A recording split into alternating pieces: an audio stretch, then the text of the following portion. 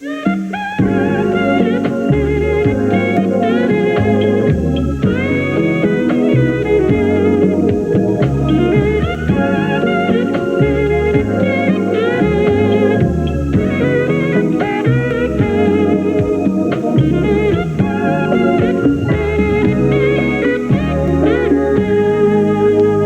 evening, everybody. Welcome back. The simulcast is on the air now from CBS Radio and Television in Los Angeles, the 21st of June, 1996.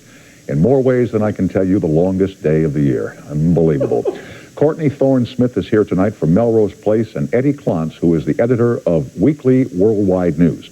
Let me show you here a few recent headlines from Weekly World News, Eddie's newspaper. I think we have those on Still Store, do we not? Here is one recent headline. Half alligator, half human, found in Florida Everglades. Unbelievable. Next. Next headline. Elvis is alive.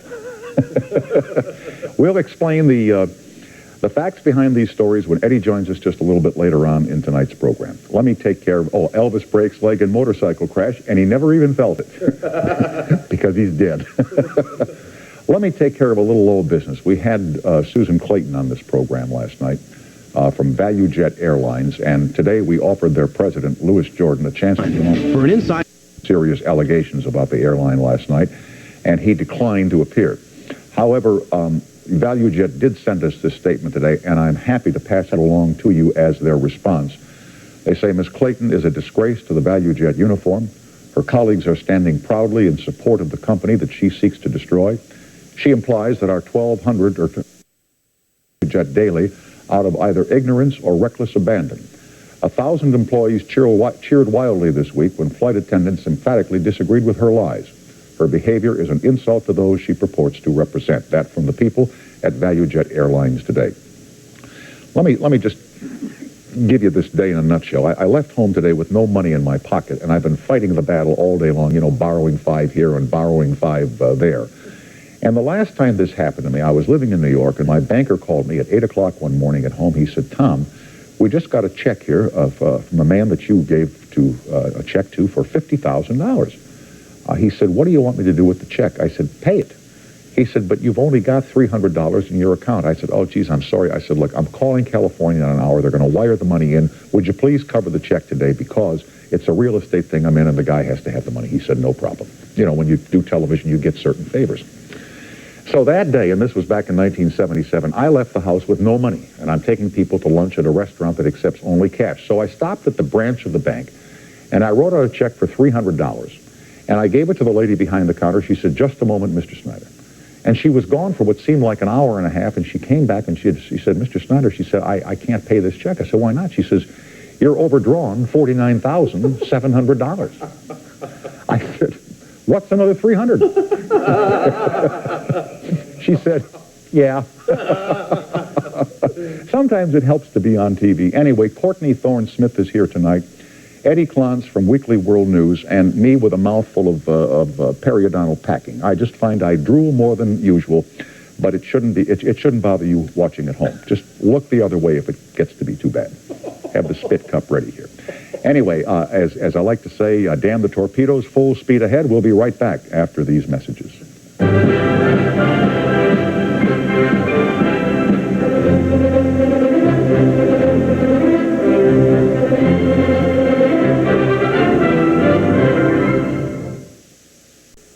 Courtney Thorne-Smith stars as Allison Parker on the enormously popular television program Melrose Place. She is quickly becoming one of Hollywood's most sought-after young actresses, and it's her first time here, and I welcome you to our show. Thanks for joining us here on Friday. Thank you. Young lady who did most of her growing up in one of my favorite places on earth, Mill Valley, California, after her mom moved out from Pennsylvania. What was that experience like? Because I love Marin County. Oh, I love Marin. Do you remember the movie Serial with everybody in the hot tub? Sure. That's exactly. I saw that and I thought, that's my childhood. It looks perfectly fine to me. What, hot tubs and massage? Hot tubs and Est and Rolfing and women's groups, and it all looks perfectly fine to me. And this was all because of your mom's influence. She was really quite advanced in feminism back in the early 1970s, I read. Yes, she was. She was actually, to me, one of the first. She moved out from a conservative family in Pennsylvania and moved into Northern California and just got completely caught up in it. Completely caught up in it how? Well, She's an explorer. I mean, she really is. She loves to do everything. And at the time, you know, Northern California was just coming alive. Again, it was a time of est and rolfing and radical therapy and massage, and she just wanted to do it all. For those who don't know, rolfing is incredibly deep tissue massage. There you They go. literally go through and work out your childhood issues. And my mom, they call it cycles, because you can only do it 10 times because it's so horribly painful. I remember we did it on the Old Tomorrow Show on NBC. We had a guy came in, he rolfed a crew member. And it can be painful if not done properly. Apparently there's a lot of screaming and a lot of crying. Yes, there is. I have no need to do it. Oh, so you didn't do it yourself? No. You haven't witnessed the rolf? No. I mean, this guy had our stage crew, a guy in tears on NBC. Absolutely. Oh, it's terrible. They separate the muscle from the bone.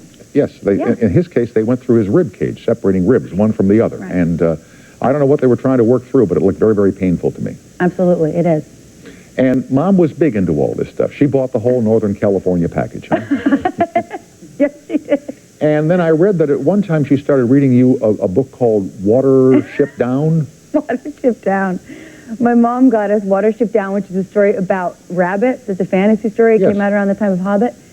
And she was reading the story of Watership Down, and just when it's starting to get good, she closes the book and she goes, "This is sexist," and put it away. And we were thinking, sexist bunnies? Yeah, and what was sexist to her? How would she define sexism? Did she ever talk to you about that? I think that only the male bunnies ever got to do anything. The female bunnies didn't get to do anything, so they weren't good bunny role models for her daughter.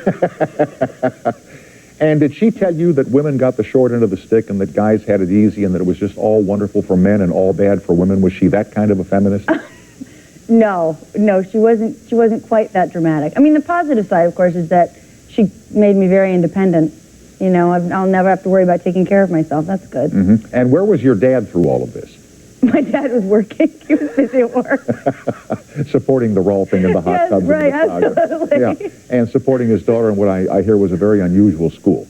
Give us your class day here. Oh, I went to a wonderful school called Peninsula School, and it was an alternative school that they built around a mansion, an old mansion in Menlo Park, California. And it was basically, I think that life is hard enough, school shouldn't be. Mm-hmm. So we had school kind of from 9 to 11 in the morning, and it was pretty much study what you want. We have math available and reading available if you want it. And then from noon to 3, you had to do crafts. Really? That was like our assignment, yes. Crafts. And then at 3, we had a meeting where we'd sit around and talk about feelings.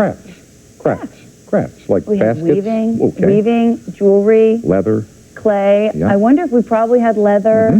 Mm-hmm. Whoops, that's another story. We don't want to get into that. Yeah, the flagellation came after hours, yes, right? Yeah, but you know, belt making and that kind of stuff is always big in crafts, and beads are good. You know, it's always a lot of fun. Beading there was. And so you and your classmates would just sit there and bead. And make things all afternoon. Well, we would work on huge looms. I mean, Really? in like first grade, I was working on a huge loom. I have wall hangings I made when I was a little kid. So you'd go home at the end of a day and say, "Hey, Mom, don't talk to me. I've been slaving over a huge loom all day." Right. And so now I'm exhausted. Get me to the part of 3 o'clock. This was touchy-feely time, wasn't it? Well, it's not really touchy-feely time. We'd have our chores. Everybody had